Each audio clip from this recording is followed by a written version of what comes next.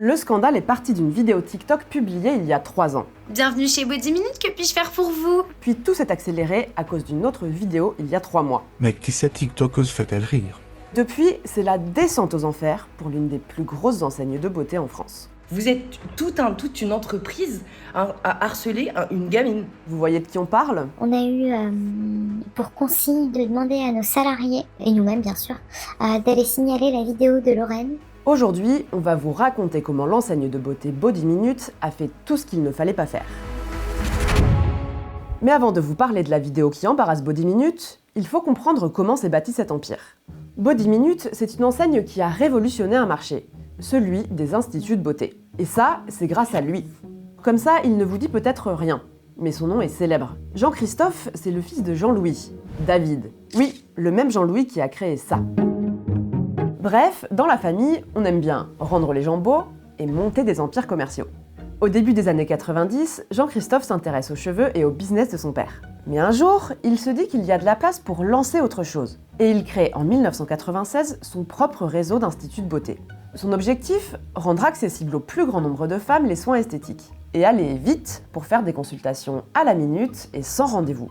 La première boutique ouvre dans le sous-sol d'un des instituts de coiffure de Jean-Christophe. On est en 1997 dans le 16e arrondissement de Paris. Très vite, la formule fonctionne. Des Body Minute ouvrent dans toute la France et la franchise devient leader des soins esthétiques sur le territoire. Aujourd'hui, Body Minute revendique officiellement 480 instituts. Et parmi eux, il y aurait 280 franchisés.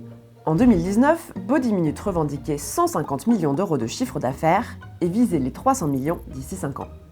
Mais alors, pourquoi on vous en parle aujourd'hui? À cause de cette vidéo, passée au début inaperçue, mais qui est en train d'amocher la réputation de l'entreprise. En octobre 2022, Lorraine Lévy, qui travaille dans la pub mais qui est aussi créatrice de contenu, publie une vidéo sur son compte TikTok. Sur un ton parodique, elle y raconte une de ses dernières expériences chez Body Minute. Dis donc, vous êtes pas très sportive, hein? Y a pas trop de souplesse là? Ouais. Ah, vous n'avez pas de compagnon, d'accord. Je comprends mieux, ouais. L'histoire aurait pu s'arrêter là. Mais l'enseigne décide de répondre et de partir en guerre. La marque demande à ses esthéticiennes de signaler le contenu de Lorraine Lévy sur TikTok. Le tout est écrit noir sur blanc dans un mail interne que la créatrice de contenu a révélé dans une vidéo. C'est écrit « Défendons-nous, demandez à vos filles d'envoyer des posts pour contredire ces fausses accusations et pour la faire radier de TikTok. » Une histoire confirmée par une franchisée qui a préféré témoigner anonymement. Alors, à l'époque où l'histoire de Lorraine avait éclaté, l'histoire de TikTok, on a eu pour consigne de faire des comptes TikTok au nom de nos instituts, de demander à nos salariés, et nous-mêmes bien sûr, d'aller signaler la vidéo de Lorraine. Selon Lorraine, Body Minute pousse l'intimidation jusqu'à envoyer des huissiers de justice sur son lieu de travail.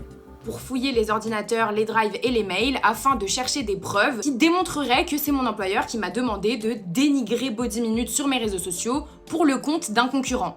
Évidemment, aucune preuve n'est trouvée. Fin 2024, Body Minute décide de célébrer le réveillon à sa manière. Le 31 décembre, la marque assigne Lorraine Lévy en justice. Et Body Minute fait cette annonce sur un terrain dont elle ne maîtrise aucun code, TikTok. Mais qui cette TikTokeuse fait-elle rire? Qui prétend faire des pauvres parodiques alors qu'elle se moque et critique tout le monde méchamment sans aucune bienveillance. Chez Body Minute, on sait s'amuser mais on préfère l'humour quand il est constructif et respectueux de nos équipes et de nos clientes.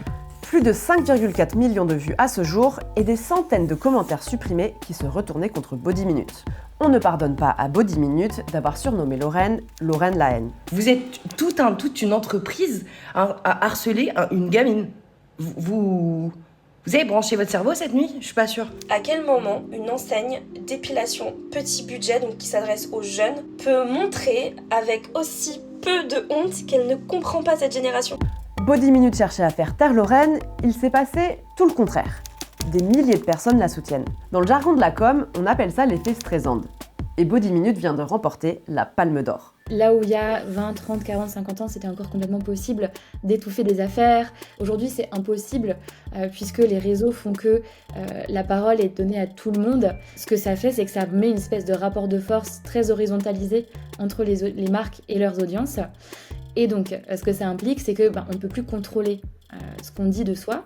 En revanche, on peut contrôler la manière dont on réagit. Body Minute s'enlise et va s'enfoncer encore un peu plus avec cette réaction. Tout, je dis bien tout, ce que vous allez entendre ou lire dans le bad buzz de Body Minute sur TikTok, de la bouche des petites TikTokeuses en mal de followers, est faux. inventé ou exagéré. Le backlash aurait pu s'arrêter là. Mais mi-février, un étrange compte TikTok fait son apparition. Cruella, reine de TikTok. Et dessus, qu'est-ce qu'on retrouve? Une présentation de profil similaire mot pour mot à celui de Lauren Levy et des vidéos reprises ensuite par le compte officiel de Body Minute. Regardez bien cette vidéo jusqu'au bout. C'est sûrement ça qui s'est passé avec Lorraine la haine chez Body Minute. Aujourd'hui, le compte affiche plus de 210 000 abonnés avec seulement 5 vidéos postées. Et Jean-Christophe David, dans tout ça, il ne nie pas en être à l'origine. Après cette énième polémique, l'enseigne a envoyé un mail à ses salariés que nous avons pu consulter. Il est demandé aux esthéticiennes de ne pas commenter l'affaire en cours et de rester neutres. On leur demande même d'éviter de mentionner le nom de la marque quand elles publient des offres d'emploi. Tout ça pour préserver l'image globale de l'enseigne. Mais l'engrenage infernal est déjà lancé et visiblement rien ne peut l'arrêter. Un mouvement de boycott se structure en ligne, notamment sur TikTok. Moi, pour rien au monde, je bosserai chez vous. Pour rien au monde. Pourtant, j'ai 2 diplômes en esthétique. Jamais de la vie, je viens bosser chez vous. Franchement, je comprends pas comment ils arrivent encore à avoir des clients aujourd'hui et ils sont clairement en train de se boycotter tout seuls. Donc pour moi, Body Minute, c'est cancel. Alors maintenant, il y a peut-être une question que vous vous posez.